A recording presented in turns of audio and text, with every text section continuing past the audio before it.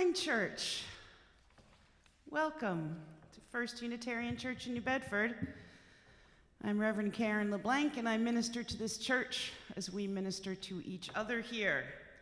We are a beloved community of people who believe that everyone is worthy of respect, that science is real, the democratic process is a sacred thing, that we are all part of an interconnected web and made sacred for it, and that the light and energy that we share and put out makes a difference in this world. We are people of purpose here at First Unitarian, and love is the doctrine of this church, my friends. First Unitarian in New Bedford recognizes that the land we inhabit and enjoy sits on the unceded ancestral land of the Pecasset Wampanoag, the people of the first light. We actively commit ourselves to the process of working to dismantle the legacy of colonialism and oppression of our country's native people and all who have been marginalized. Well, I speak to you this morning from our empty sanctuary. Our church is closed today because of the annual half marathon that begins and ends in our neighborhood and goes around the south end of our city all morning. So we send our love and light out to all the runners and their families and all those who are out cheering in support of those tenacious souls. It's awesome that our beautiful city hosts this great event, but it sure makes it very hard to get to church when it's right in the middle of it. But we have the technology, right? So we can do it this way for this week. And since I have you here on YouTube, hey, take the time to subscribe and like this video and maybe share it with someone who you know would appreciate this or one of our other services. Or just do it for yourself so you can easily access some of our other content and listen again to one of Randy's great pieces of music, or hear a poem or a prayer again, or focus in on a sermon for reflection. I am so happy to be here today, even though it's giving me some mild flashbacks from the pandemic. But I do have faith that I will see all these faces that I love back in these pews next week. All the readings this morning are from Pauli Murray, from their book Dark Testament and Other Poems, published in 1970 and recently re-released. I'll be talking a lot about Pauli Murray later on and tell the story of their accomplishments and challenges. But I won't be talking about Pauli's poetry because that's a sermon in itself for me. I will let Pauli's poetry speak for itself, and I think it gives you a real inkling of their interior self, their rage, their brilliance, and their hope. So I'm honored to share these poems with you today, as much as I am honored to share Pauli Murray's story. So go get your coffee and tea, get ready, sit in a comfortable place, and come on and join me on this journey. Let's take a few cleansing breaths and center ourselves.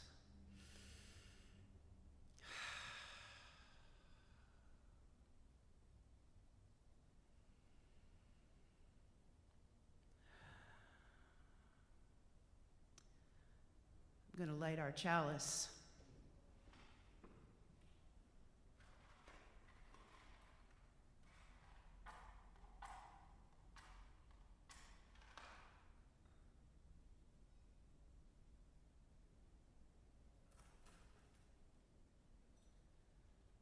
Don't know if you'll be able to see that from here, but I hope so. Chalice lighting words from the poem Color Trouble.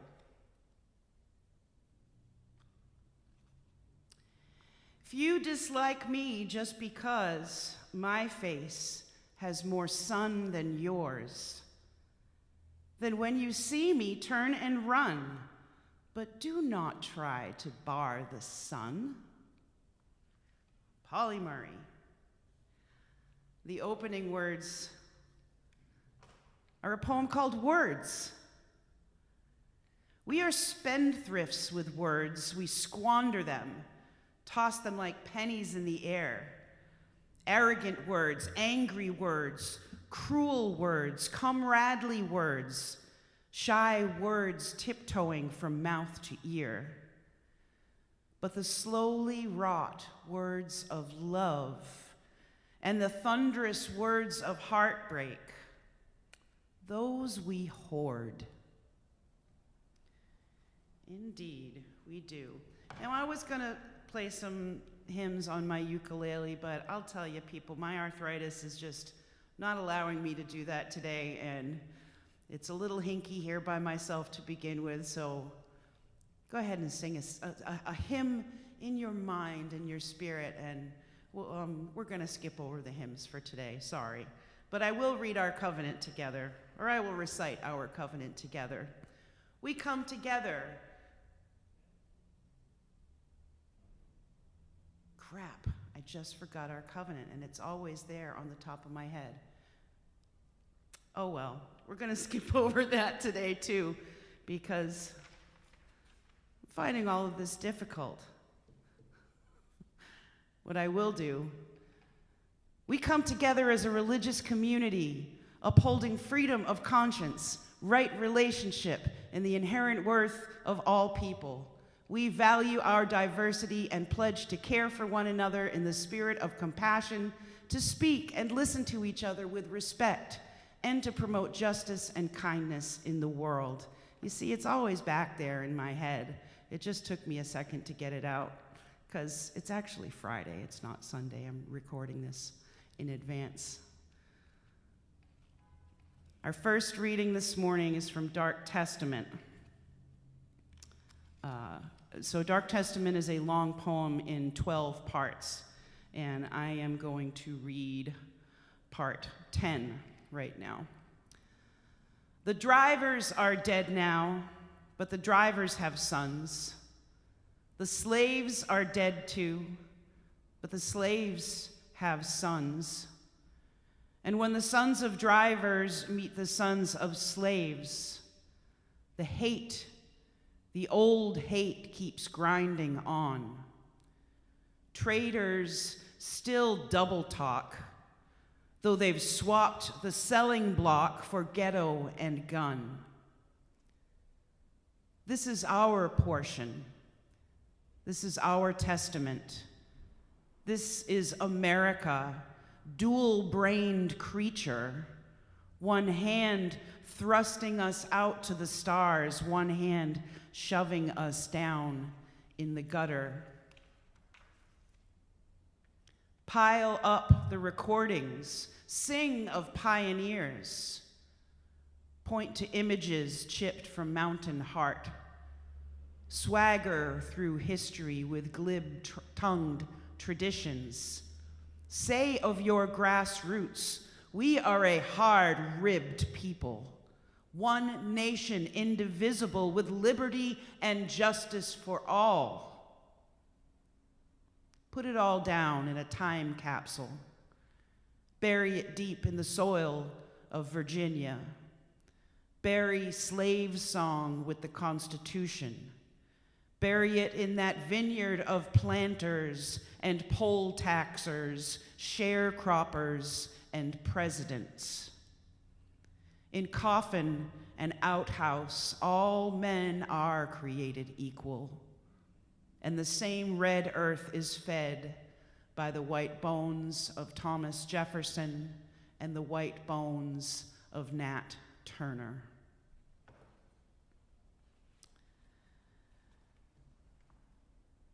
Our prayer this morning, if we can enter into that spirit right now. The prayer this morning, page 49, this is called the Newer Cry.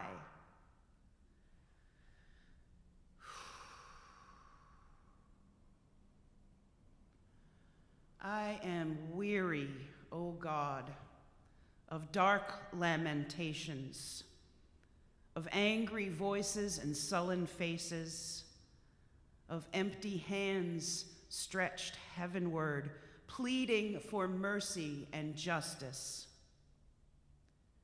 We are not dumb, driven beasts. We are men.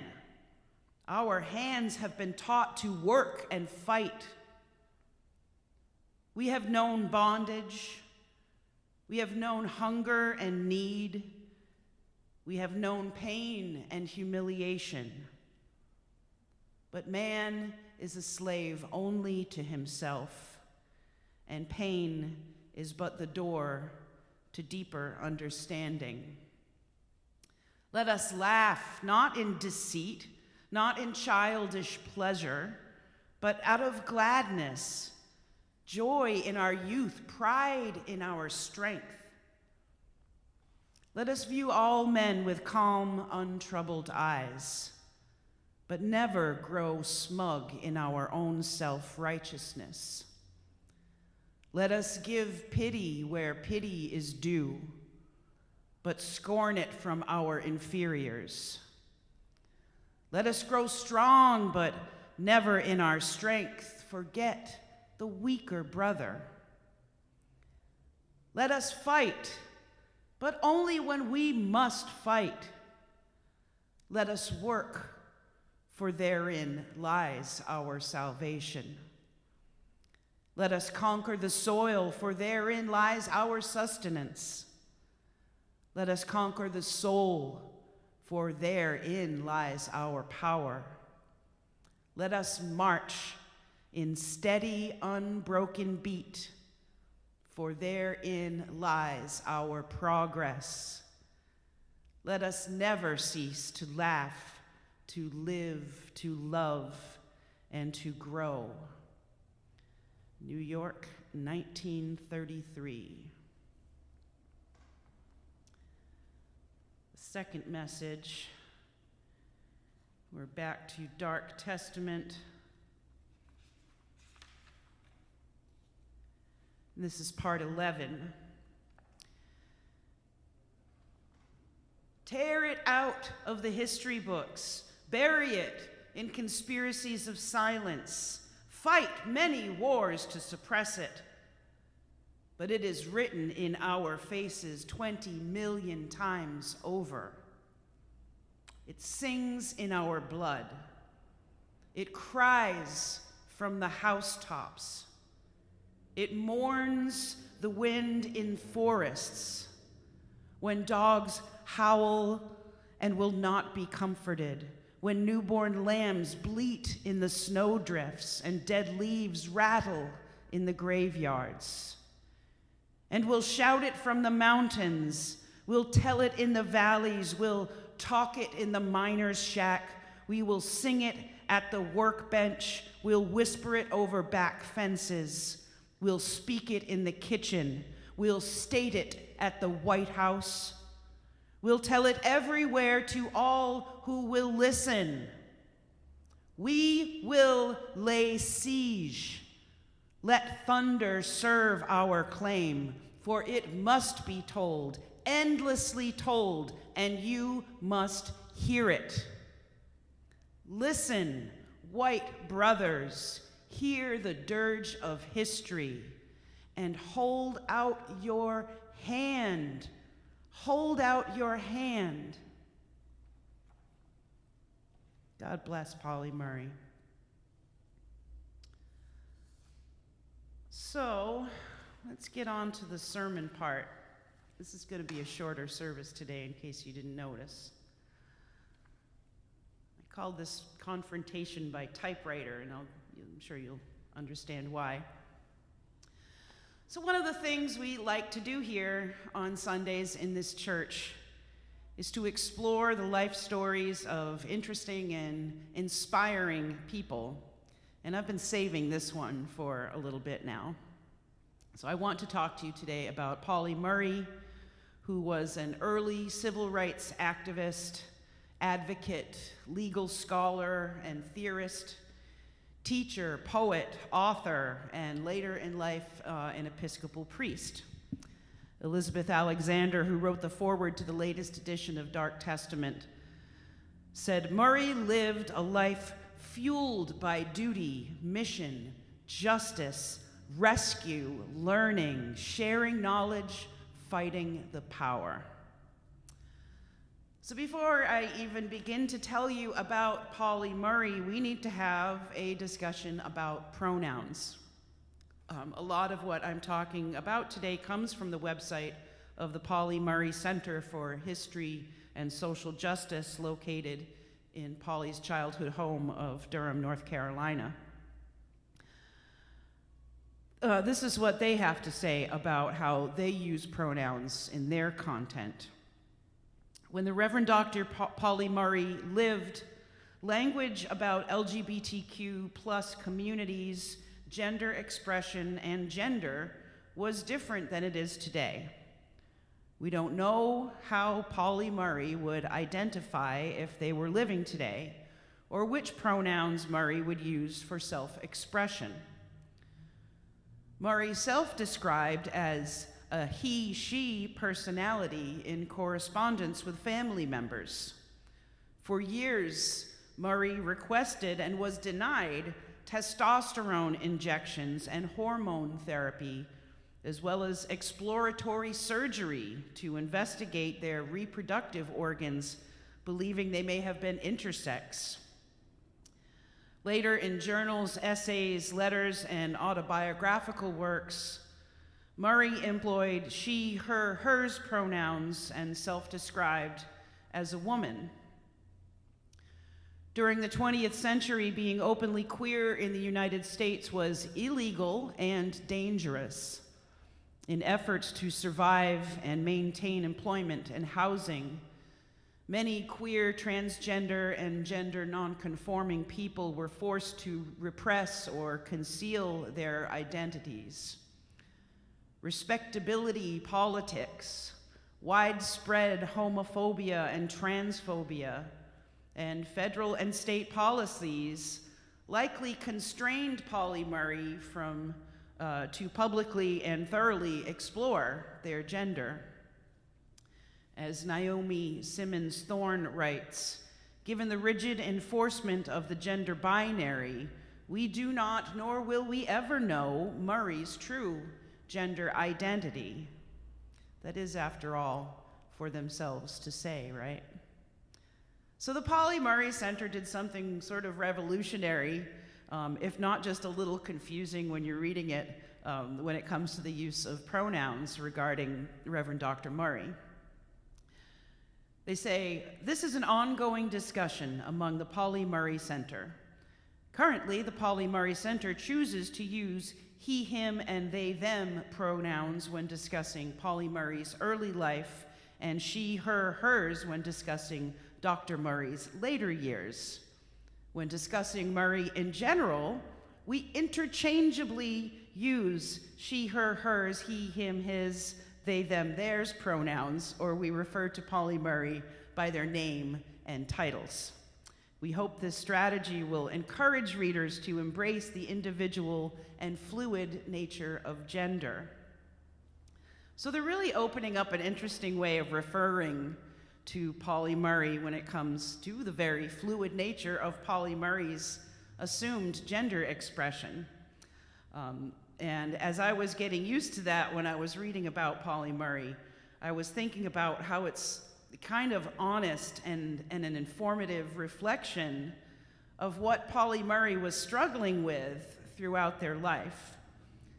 Since we don't know for sure how Pauli Murray identified and when and why, and for my own ease of telling this story and your ease of hearing it, I am going to stick to they, them pronouns or Pauli Murray's name.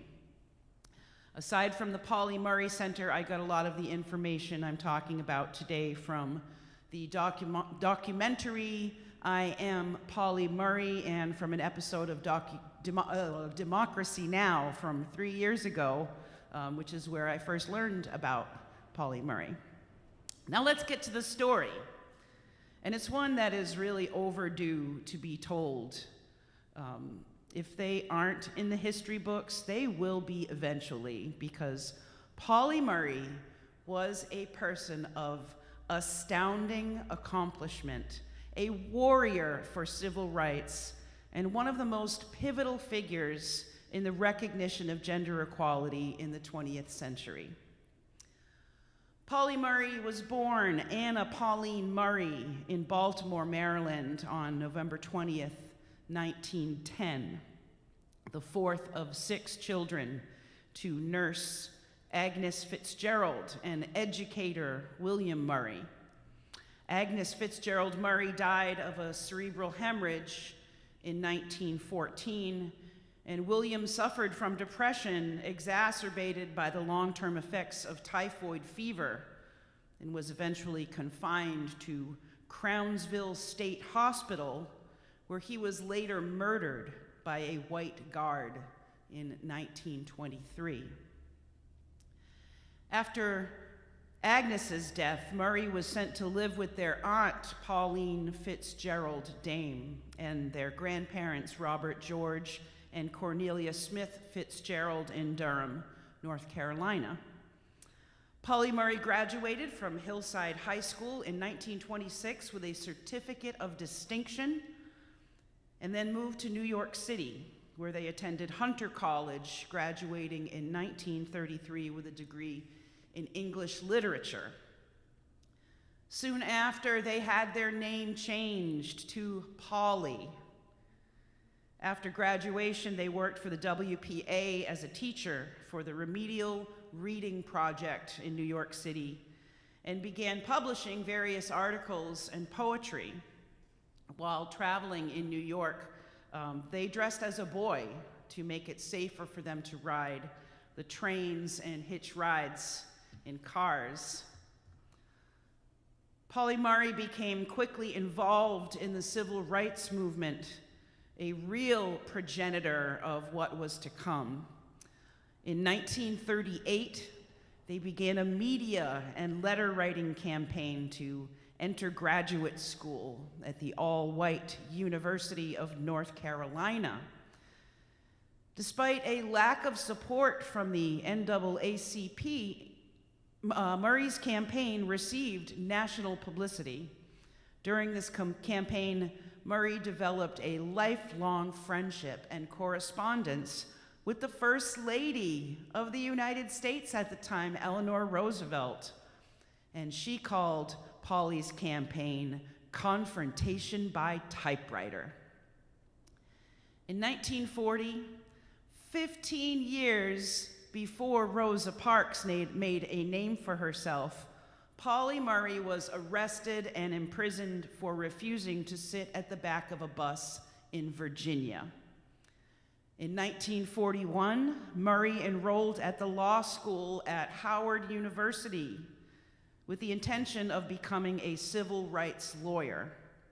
The following year, they joined George Hauser, James Farmer, and Bayard Rustin to form the nonviolence-focused Congress of Racial Equality. While at Howard, Pauli became acutely aware of the oppression they faced as a Black person who was also perceived to be a woman, the singular female, in their law class for the first 2 years. This is how she came up with the term Jane Crow. She wrote a paper, and she called it Jane Crow and the Law. That paper argued against Plessy versus Ferguson, which had essentially established the constitutionality of segregation. She wrote, "Not only is the doctrine of separate but equal facilitating a delusion, but its effect is to do violence to the personality of the individual affected." Plessy versus Ferguson, I'm glad to say, was eventually overturned in 1954. In 1944, Pauli Murray graduated top of the class at Howard, and as valedictorian, they were awarded the Rosenwald Fellowship, which most previous graduates used to attend Harvard. Despite winning the fellowship, Murray was rejected from Harvard because she was female, even though a letter of support for them was written to the university by FDR himself. Can you imagine? The president wrote a letter to try to get Pauli Murray into Harvard, and they weren't having it. After the rejection, Pauli wrote to Harvard, "I would gladly change my sex to meet your requirements, but since the way to such change has not yet been revealed to me, I have no recourse but to appeal to you to change your minds." Harvard was not about to change their minds. Instead, Pauli went to the University of California Bolt School of Law, where they received their LLM, Master's of Laws degree. And during all these challenges, Pauli was also seriously struggling with feeling as though they were a man. And yet we had really yet to develop the vocabulary to describe these kinds of feelings. One of her true lifelines was her Aunt Pauline, who supported their non-binary existence.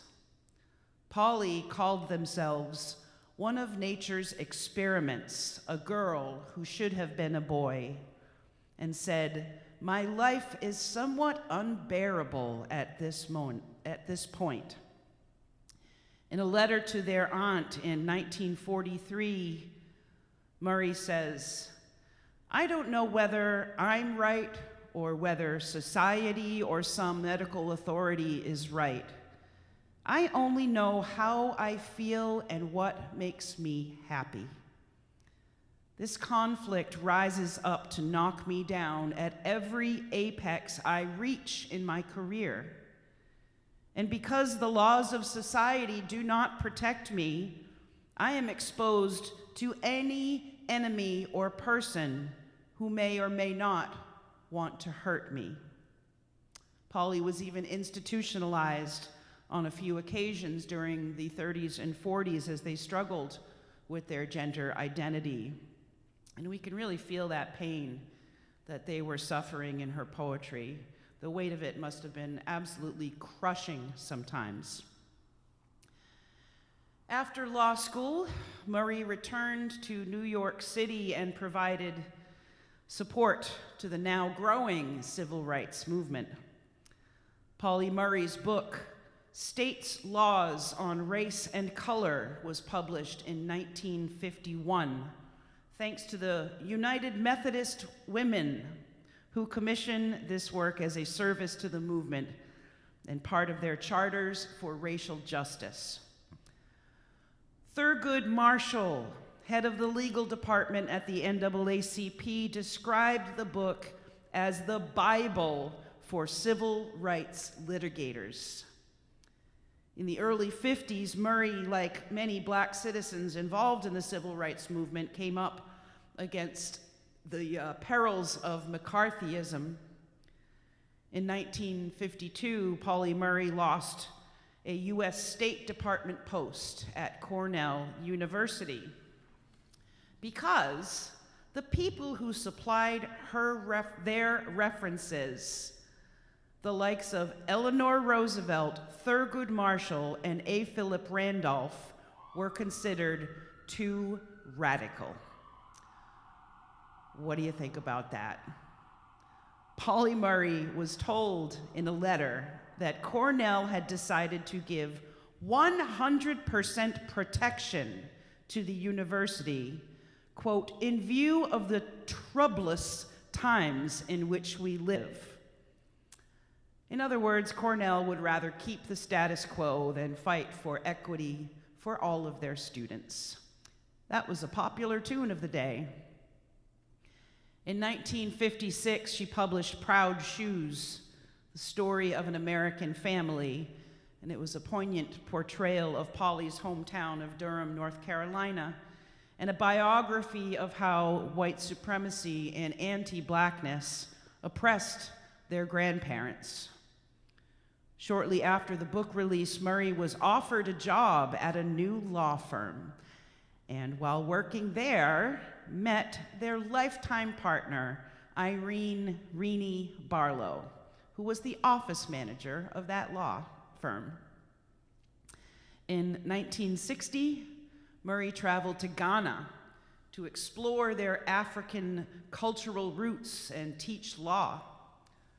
While there, they co-authored a book, The Constitution and Government of Ghana, with Leslie Rubin.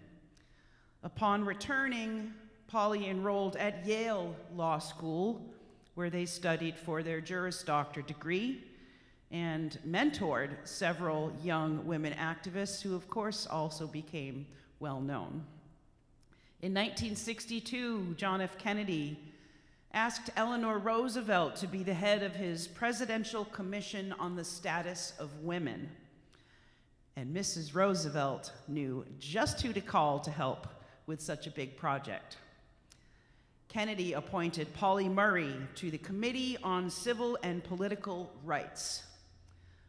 Murray worked closely with A. Philip Randolph, Bayard Rustin, and Martin Luther King, but was critical of the way that men dominated the leadership of these civil rights organizations. In August 1963, Murray wrote to Randolph and asserted that they had been, quote, increasingly perturbed over the blatant disparity between the major role which Negro women have played and are playing in the crucial grassroots levels of our struggle and the minor role of leadership they have been assigned in the national policy-making decisions, unquote. After that, Pauli Murray joined Betty Friedan and others to found the National Organization for Women in 1966, but later moved away from a leadership role there because they did not believe that now appropriately addressed the issues of Black and working class women. It never ceases to amaze me and infuriate me that so many people who were fighting for the rights and freedoms of their own groups had such a hard time letting Black women lead, even Black men. When we talk about suffragettes and women finally getting the vote, you all hear about Susan B. Anthony, but she made Black women like the great Ida B. Wells march at the back of their parades, if she let them march at all, because she thought that including them would be detrimental to women actually getting the vote. I can only imagine how Pauli Murray felt being a brilliant Black, non-binary, female-presenting lawyer at such a challenging time in our history. The turmoil she faced and overcame inside and out was daunting, to say the very least, and it's part of why I hold Pauli Murray in such high regard. Pauli Murray later pushed hard on the ACLU to represent gender equality as much as race equality, and that was a radical idea at the time. From 1968 to 73, Dr. Pauli Murray served as a faculty member at Brandeis University, teaching an early American studies program where they had to fight once again to get tenure, and this time they did. In 1973, their longtime partner, Irene Barlow, passed away, and it hit Pauli very hard. They wrote, quote, "To those of you who loved Irene Barlow, forgive me if I was harsh following the sadness of her passing. You had lost a friend. I had lost a silent partner. I was raging in my agony, arguing with God. Renee's death changed my life. I felt an urgency to complete my mission on earth in the days left to me." Apparently, God won that argument because Murray left their tenured position at Brandeis to become a candidate for ordination at General Theological Seminary.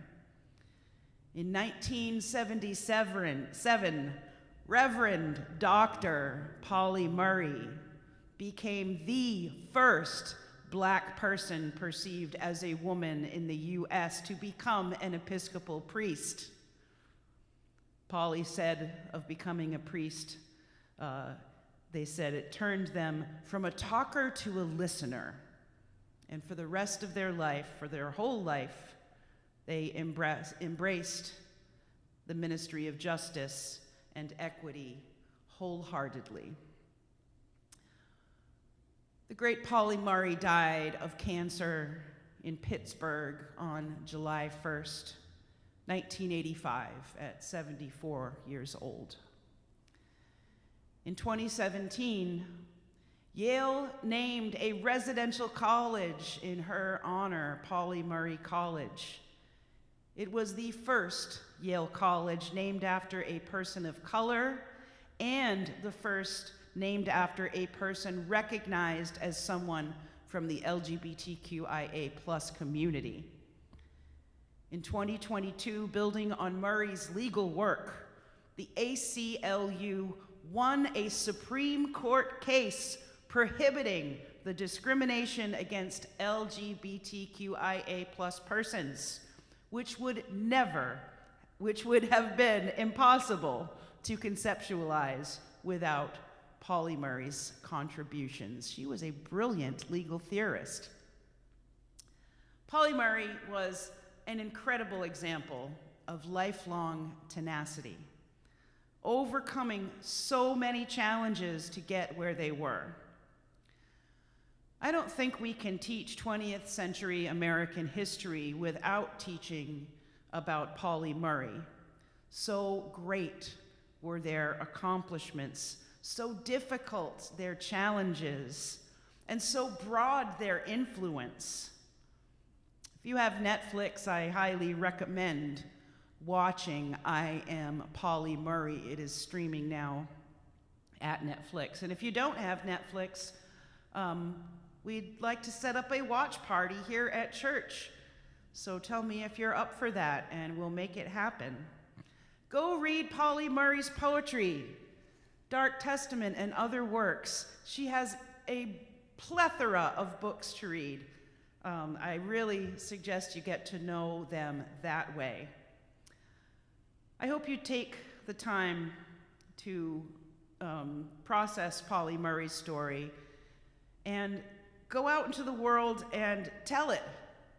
Spread the word about this incredible person. Say their name. Tell their story. So glad I could tell you this story this morning. It's quite, the whole thing is just amazing to me, and I can't believe that Pauli Murray's name is not on every person's lips who fights for equality, equity, justice, anti-racism, gender care. Oh my gosh. They're one of my heroes. That's all I can tell you. So I'm going to finish with one final poem. It's called Aloofness. My separate self must range from star to star, find its moorings in the ocean's depth, and feel no touch more binding than fingers of wind lifting a hair.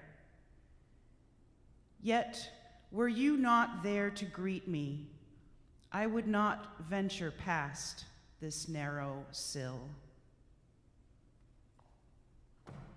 Hold fast, my church. We love you. Stay strong. Live long and prosper. Go in peace. We'll see you next week. We've got the social justice service. We are going to have the speaker from the Women's Center for Women's History Month. We hope you'll join us here at First Unitarian in New Bedford then. Take care.